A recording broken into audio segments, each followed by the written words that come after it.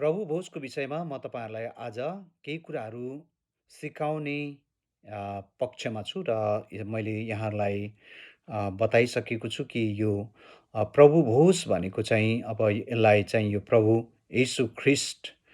येशूसँग लिएको भोज, प्रभु भोज अथवा मेचको सेवकाई पनि भन्छ नेपालीमा। अनि यसलाई होली कम्युनियन पनि भन्छ, लर्ड सपर पनि भन्छ होइन। प्रभु येशू ख्रिस्ट पक्राउ पर्नुभन्दा 1 दिन अगाडि अथवा मारिनुभन्दा 1 दिन अगाडि उहाँ मारिनुभन्दा 1 दिन अगाडि जुन प्रभु येशू ख्रिस्टले अनि यो उहाँले चाहिँ प्रभु भोज उहाँले यो चाहिँ आफ्नो 12 जना चेलाहरूसँग यो भोज मनाउनुभयो।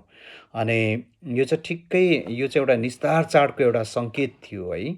प्रभु यीशु ख्रिस्ट निस्तार चाडको थुमा भएर आउनुभयो। हामी यो अलिकति प्रभु भोजलाई अलिकति हेर्दाखेरि यसलाई हामीले निहाल्दाखेरि यो निस्तार चाडसँग पनि यो प्रभु भोजको एक प्रकारको सम्बन्ध छ। अनि इजरायली जातिहरूलाई परमेश्वरले मिस्रबाट जब छुटकारा दिनुभयो अनि त्यहाँबाट छुटकारा दिनुभएपछि हरेक वर्षमा एकचोटि 1 हप्ताभरि नै यो चाहिँ के त निस्तार चाडहरू मनाउने त्यतिखेर चाहिँ के थियो प्रियहरू? प्रचलन थियो है। अनि मनाउने गरिन्थ्यो। यसले गर्दाखेरि अनि प्रभु येशू ख्रिस्टले यहाँनिर चाहिँ यो निस्तार चाड निस्तार चाड जुन थियो त्यसकै दिनमा चाहिँ प्रभु येशू ख्रिस्टले चाहिँ अनि यो प्रभु भोज पनि उहाँले बाँड्नुभयो, यो आफ्नो चेलाहरूलाई गर्न लगाउनुभयो। र यो प्रभु भोजको विषयमा हामीले मत्तीको पुस्तकमा, मर्कुसको पुस्तकमा, लुकाको पुस्तकमा अनि पहिलो कोरन्थीको पुस्तकमा हामी पाउने गर्दछौँ है। पहिलो कोरन्थी 11 अध्यायमा हामी त्यहाँनिर पाउने गर्दछौँ। यो 4वटा पुस्तकले प्रभु भोजको विषयमा बताउने गर्दछ। र मैले यहाँलाई अगाडि नै भनिहालेँ, यो प्रभु भोज चाहिँ निस्तार चाडसँग पनि के छ त प्रियहरू? अलिकति चाहिँ के छ त यसको सम्बन्ध छ। यसको निकै सम्बन्ध छ भनौँ न। अनि प्रभु ख्रिस्ट येशूको मृत्यु नभइन्जेलसम्मको लागि यो निस्तार चाड पनि परमेश्वरले त्यो प्रयोजनको लागि ख्रिस्ट येशूको उद्धार र मुक्तिसम्म ल्याइपुर्याउनको लागि परमेश्वरले इजरायली जातिहरूलाई निस्तार चाड मान्नको लागि आज्ञा गर्नुभएको थियो। अनि निस्तारको अर्थ चाहिँ छुटकारा भन्ने हुँदछ है। प्रभुले छुटकारा गर्नुभएको कारणले गर्दा अनि त्यसपछि इजरायली जातिहरूलाई छुटकारा गर्नुभएको कारणले अनि यो चाडको नाम पनि निस्तार हुन गयो अथवा छुटकारा। र हामी देख्दछौँ प्रस्थानको पुस्तकमा हामीले अध्ययन गर्दाखेरि त्यहाँ 10 विपत्ति मध्येमा हामी त्यहाँनिर हेर्दाखेरि है 10वटा भयानक विपत्ति थियो। 10वटा विपत्ति सक्नु बित्तिकै अनि त्यहाँनिर चाहिँ रातारात अनि थुमाहरू चाहिँ त्यहाँनिर चाहिँ बलिदान गर्नु लगाउनु परमेश्वरले इजरायली जातिहरूलाई। अनि कस्तो थियो भन्नुहुन्छ भने त्यो बलिदानहरू त्यहाँनिर चाहिँ थुमा बलिदान गर्दाखेरि त्यो थुमाको रगत चाहिँ अनि हरेक इजरायलीहरूको त्यो घरको सङ्घारमा ढोकाको सङ्घारमा चाहिँ त्यहाँनिर छाप लगाउनु परमेश्वरले अराउनु भयो, आज्ञा गर्नुभयो। अनि जुन ढोकामा त्यो चाहिँ रगतको छाप थियो अनि त्यो घर परिवारमा चाहिँ मृत्युको दूत त्यहाँबाट फड्को मारेर त्यसलाई स्किप गरेर छोडेर चाहिँ अनि अगाडि बढ्थ्यो। अर्थात् त्यो घरमा कुनै पनि त्यहाँनिर मृत्युजन्य घटनाहरू घट्दैनथ्यो। र यसले गर्दाखेरि अनि हामी त्यहाँनिर यो त्यो थुमा मारिएको थियो वास्तवमा त्यो थुमा चाहिँ प्रभु येशू ख्रिस्टलाई नै त्यसले बताउँदछ, बुझाउँदछ है प्रियहरू है। हामी धेरैलाई थाहा छ यो कुराहरू। अनि यसरी चाहिँ अनि त्यसरी त्यहाँनिर हामी त्यो कुराहरू देख्दछौँ। र त्यो थुमाको रगत अनि त्यही थुमाको रगतको प्रतिनिधित्व हामी देख्दछौँ त्यहाँनिर निस्तार चाडमा। अनि त्यहीको एउटा सिलसिला अन्तिम क्रममा हामी आएको देख्छौँ प्रभु भोज। अनि प्रभु भोजमा प्रभु येशू ख्रिस्टले आफ्नो चेलाहरूसँग चाहिँ अन्तिम त्यहाँनिर चाहिँ निस्तार चाडको समयमा चाहिँ उहाँले त्यो कुराहरू मनाउनु भयो। निस्तार चाडको त्यतिखेरको समयमा पुरानो करारमा चाहिँ इजरायलीहरूको समयमा चाहिँ है त्यहाँनिर निस्तार त्यहाँनिर चाड मनाउनको लागि थुमाको जसरी जरुरत थियो यो प्रभु भोज मनाउनको लागि पनि प्रभु यीशु ख्रिस्टको रगत र उहाँको शरीरको आवश्यकता थियो। अनि त्यो पुरानो करारमा जुन थुमा मारिएको थियो त्यो थुमाले चाहिँ प्रभु यीशु ख्रिस्टलाई प्रतिनिधित्व गर्दछ। त्यही कारणले हामी यूहन्नाको पुस्तक 1 अध्यायको 27 मा पनि त्यहाँ बप्तिस्मा दिने यूहन्नाले हेर संसारको पाप उठाइ लैजाने परमेश्वरका थुमा भनेर उनले त्यहाँ सम्बोधन गरेका छन् है प्रियहरू। अनि यसबाट हामी के कुरा थाहा पाउँछौँ भन्दाखेरि वास्तवमा प्रभु येशू ख्रिस्ट नै थुमा हुनुहुन्थ्यो है यो प्रभु भोजको पनि। अनि यसले गर्दाखेरि यहाँनिर यो अन्तिम निस्तार चाडको चाहिँ अन्त्य कहिले भयो भन्दाखेरि प्रभु येशू ख्रिस्टले यहाँ निस्तार चाड मनाउनु भयो होइन आफ्नो चेलाहरूसँग। त्यो एउटा व्यवस्थाहरू उहाँको विषयमा जति प्रतिज्ञा गरिएको थियो, भविष्यवाणी गरिएको थियो, त्यो सबै पुरा हुनको लागि थियो। अनि प्रभु येशू ख्रिस्ट यहाँनिर चाहिँ हामी देख्दछौँ उहाँ चाहिँ निस्तारको थुमा आफै हुनुहुन्थ्यो र भोलिपल्ट उहाँ मारिँदै हुनुहुन्थ्यो निस्तारको थुमा भएर र अघिल्लो दिन नै आफ्नो चेलाहरूसँग उहाँले यो निस्तार चाड मनाउनु भयो अर्थात् प्रभु भोज। र प्रियहरू हामीले अलिकति यो प्रभु भोजको बारेमा अलिकति केही कुराहरू हामीले ईश्वर शास्त्रीय र अहिलेको संसारका मण्डलीहरूमा विश्व मण्डलीहरूमा चलेको प्रचलनहरूलाई पनि अलिकति हामीले बुझ्यौँ भने हामीले प्रभु भोजहरू कसरी हामीले प्रभु भोजमा सहभागिता जनाइरहेको छौँ यो कुरो हामीलाई थाहा छ, थाहा हुँदछ र हुन आउँछ है। र यहाँनिर चाहिँ अब यो संसारमा चाहिँ यो प्रभु भोजको विषय सम्बन्धमा चाहिँ अहिले तिन चार प्रकारको चाहिँ मूल्य मान्यताहरू हामी त्यहाँनिर देख्छौँ। कतिजनाले चाहिँ कसरी चाहिँ यो प्रभु भोजलाई लिएको छ भन्नुहुन्छ भने कतिजनाले चाहिँ यो प्रभु भोज चाहिँ यो प्रभु येशू ख्रिस्टको यो शरीर र यो रोटी र जुन कचौरा रस हामी जुन पिउँछौँ अनि त्यसले चाहिँ प्रभु येशू ख्रिस्टको शरीर र रगतको मात्रै प्रतिनिधित्व गर्दछ भन्ने कुराहरू कतिले चाहिँ त्यसरी बुझेका छन्। अनि अर्को थरीले चाहिँ होइन, प्रभु येशू ख्रिस्टको भोज रगत र उहाँको त्यो रगत र शरीर जतिखेर त्यहाँनिर चाहिँ हामी त्यो रगत र शरीरमा सहभागी हुन्छौँ त्यतिखेर वास्तवमै त्यो रोटी चाहिँ यीशुको शरीरमा मासुमा परिणत हुन्छ शरीरमा, अनि त्यो चाहिँ कचौरा चाहिँ रगतमा परिणत हुँदछ भनेर कतिजनाले मानिलिँदछ है। अनि यसरी चाहिँ यो अनि कति चाहिँ दुइटैसँग सहभागी हुँदछन् होइन। यो प्रभु येशू ख्रिस्टको यो शरीर र रगत पनि हो अनि त्यसपछि त्यसको साथसाथै साक्षात् प्रभुको त्यहाँ उपस्थिति पनि हुँदछ अनि त्यो रोटी चाहिँ रगत पनि बन्दछ अनि त्यसपछि त्यो कचौरा चाहिँ रगतमा परिणत हुँदछ, शरीर चाहिँ रोटीमा परिणत हुन्छ भन्ने दुइटै कुराहरूलाई कतिले चाहिँ अनि यसलाई त्यसरी पनि लिने गरेको छ। र अहिलेसम्म अब हामीले प्रयोग गरिरहेको कुरा चाहिँ के भन्दाखेरि यो चाहिँ प्रभु येशूको रगत र शरीरको प्रतिनिधित्व हो है। यसले चाहिँ रिप्रेजेन्ट गर्छ प्रभु येशूको यो चाहिँ जुन प्रभु भोजमा हामी उहाँको रोटी र जुन कचौरा हामी रगतको सम्झनामा जुन कचौराबाट दागमत पिउँछौँ अथवा त्यो होइन हामी अङ्गुरको त्यो रसहरू लिने गर्दछौँ अनि त्यसले चाहिँ प्रभु येशू ख्रिस्टको चाहिँ सिम्बोलाइज गर्छ, सङ्केत मात्रै गर्छ, प्रतिनिधित्व गर्छ भनेर अहिले हामीले मानिलिएका छौँ। र अब म तपाईँहरूलाई अलिकति यो प्रभु भोजको विषयमा संसारमा कति प्रचलनहरू छ अनि प्रभु भोजको विषयमा चाहिँ कति मण्डलीहरूले चाहिँ साना नानीहरूलाई पनि प्रभु भोजहरू पाइएको छ है, खुवाउने गरेको पाइएको छ। र हाम्रो नेपाली मण्डलीहरूको अभ्यासको सन्दर्भमा कुरा गर्नुपर्दा हामीहरूले चाहिँ प्राय धेरै मण्डली अधिकांश मण्डलीहरूले 90% भन्दा बढी मण्डलीहरूले चाहिँ यो प्रभु भोज चाहिँ पिता पुत्र पवित्र आत्माको नाउँमा पानीको बप्तिस्मा लिएको व्यक्तिहरूलाई सहभागी गर्ने गरेको हामी देख्दछौँ। हाम्रो अभ्यास चाहिँ त्यो छ। अनि कति मण्डलीहरूले चाहिँ सानो बालबालिकाहरू उनीहरू पनि निर्दोष हुन्छ, उनीहरूलाई पापको थाहा हुँदैन अनि यो प्रभु भोज चाहिँ कहीँ पनि बालबालिकाहरूलाई नखुवाउनु भनेर बाइबलमा लेखिएको छैन भन्ने आधार बनाएर अनि वास्तवमा कतिजनाले चाहिँ अनि त्यसरी चाहिँ बच्चाहरूलाई पनि साना नानीहरूलाई पनि प्रभु भोजहरू दिने गरेको पाइएको छ। तर हामी जति अहिले नेपाली जो अधिकांशहरूले चाहिँ पानीको बप्तिस्मा लिने व्यक्तिहरू मण्डलीको सदस्यहरूले जुन यो लिने गरेको छ अनि यो चाहिँ बाइबल सम्मत पनि छ भन्ने कुरामा हामी ढुक्क छौँ।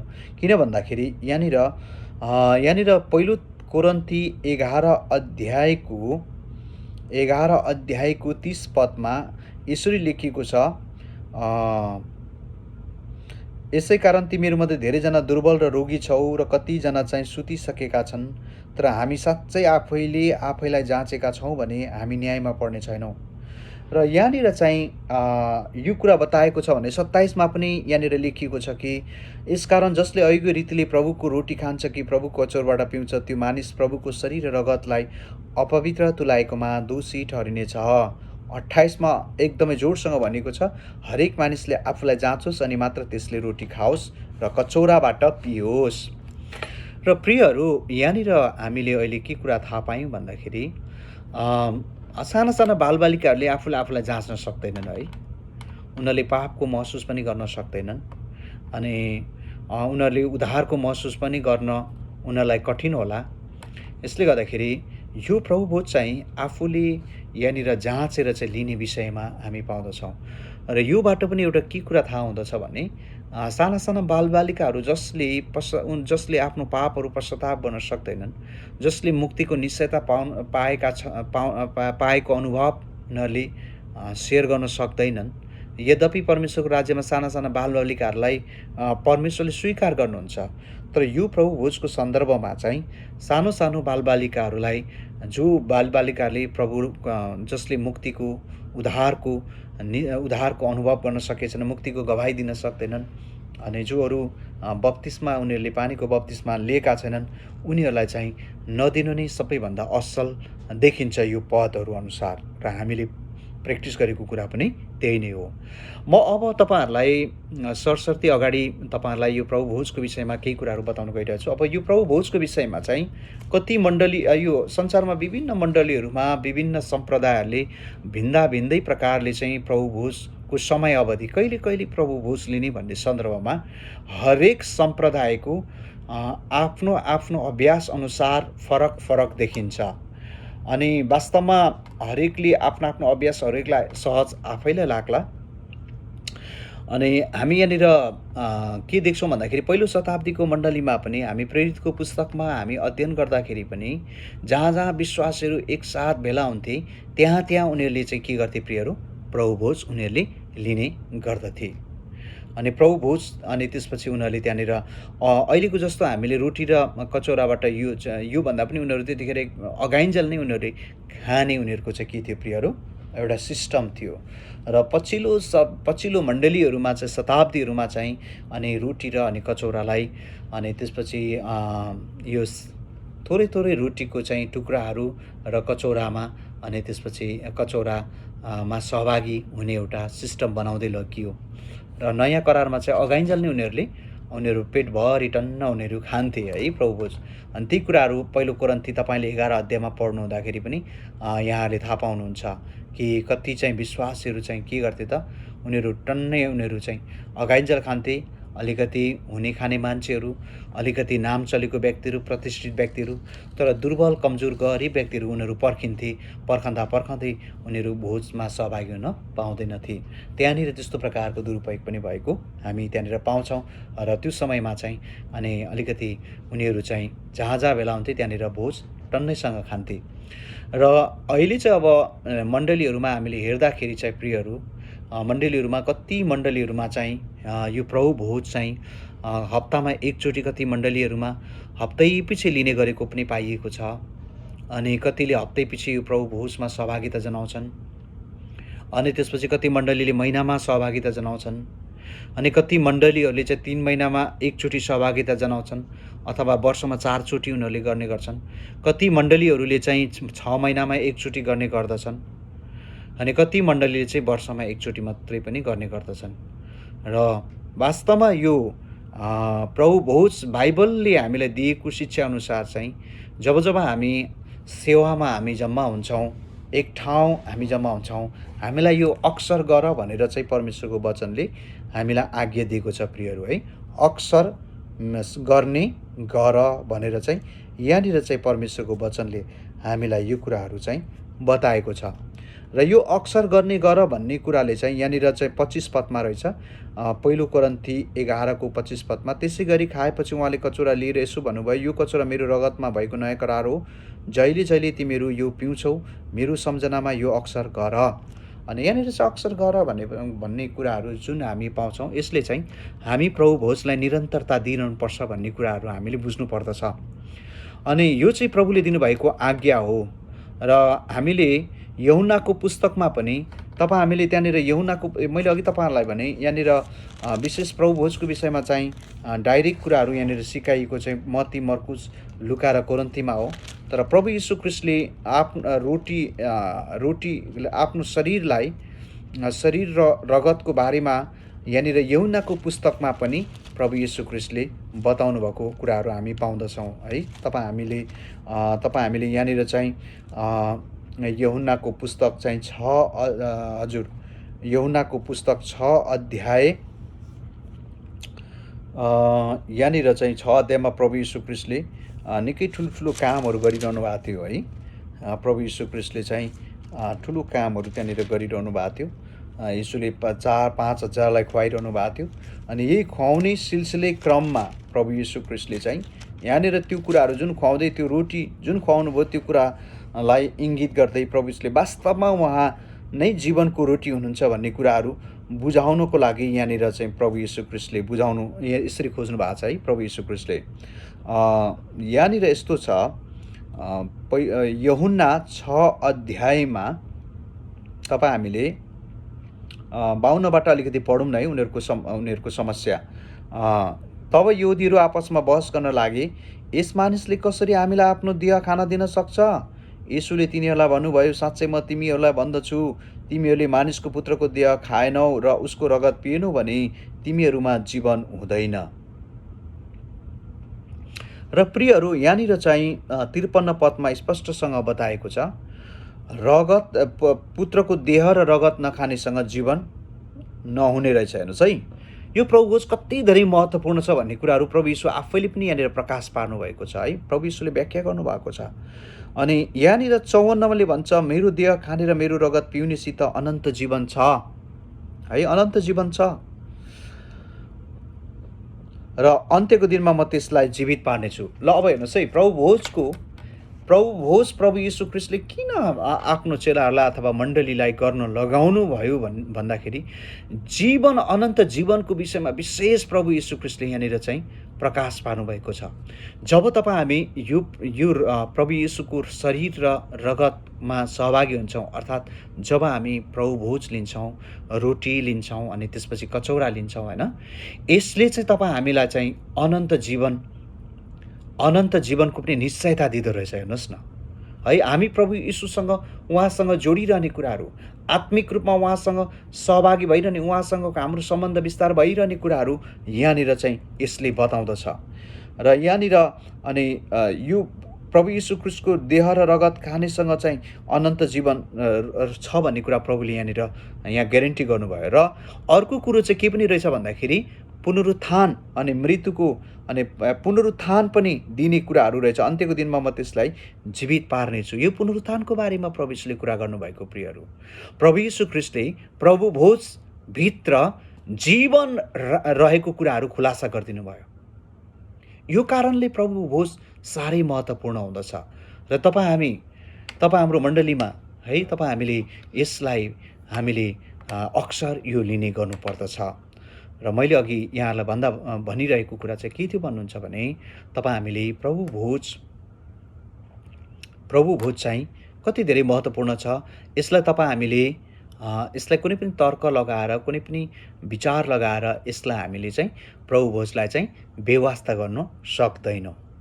यसलाई अहिलेको शताब्दीमा अहिले यसलाई चाहिँ एउटा पवित्र विधिको रूपमा मानिएको छ है, पवित्र विधिको रूपमा यसलाई हेरिन्दछ। र पवित्र विधि भन्दा पनि यो अझै धेरै, यो चाहिँ के रहेछ त, प्रभुसँगको सहभागिता र सम्बन्धको चाहिँ यो विधि रहेछ खास। हामीले बुझ्दाखेरि कतिचोटि एक पुस्ताले, हाम्रोभन्दा अगाडिको पुस्ताले, अब हामीले तयार गर्दै गरेको कुराहरू पछिल्लो हाम्रो छोराछोरी नातिनातिनाले यसलाई रीतिरिवाज परम्पराको रूपमा लिन सक्छन्। प्रभु भोज रीतिरिवाज र परम्परा चाहिँ होइन। यो चाहिँ पवित्र विधि भन्दा नि अझै धेरै हो। यसलाई कतिचोटि हामी पवित्र विधिको रूपमा बप्तिस्मा अनि प्रभु भोज लाई चाहिँ हामी विवाहलाई कतिचोटि पवित्र विधिको रूपमा हामी यसलाई लिने गर्दछौँ होइन। तर वास्तवमा चाहिँ प्रभु भोज चाहिँ के हो त प्रियहरू, यो चाहिँ प्रभुसँगको सम्बन्धको सहभागिता हो। प्रभुसँग दिन प्रतिदिन जोडिरहने कुराको चाहिँ यो के हो त, यो चाहिँ एउटा आधार हो, यो चाहिँ एउटा मार्ग हो होइन। तपाईँ हामीलाई चाहिँ अनि यहाँनिर प्रभुले भन्नुभएको छ कि 55मा, किनभने मेरो देह साँच्चै खाने कुरा हो र मेरो रगत साँच्चै पिउने कुरा हो। मेरो देह खाने र मेरो रगत पिउने चाहिँ ममा रहन्छ र म त्यसमा रहन्छु। म तपाईँहरूलाई अब यो प्रभु भोजको आत्मिक यसको तर्फ तपाईँहरूलाई मैले डोर्याउँदैछु है त। हामीले प्रभु भोज चाहिँ प्रियहरू हामी जब सहभागी हुन्छौँ हामीले त्यो लिनुपर्ने रहेछ। मलाई जहाँसम्म लाग्छ यो 3 महिना 6 महिना वर्ष दिनमा लिने प्रभु भोजले साँच्चै प्रभुसँग रहिरहने कुराको निश्चयता अलिकति यसले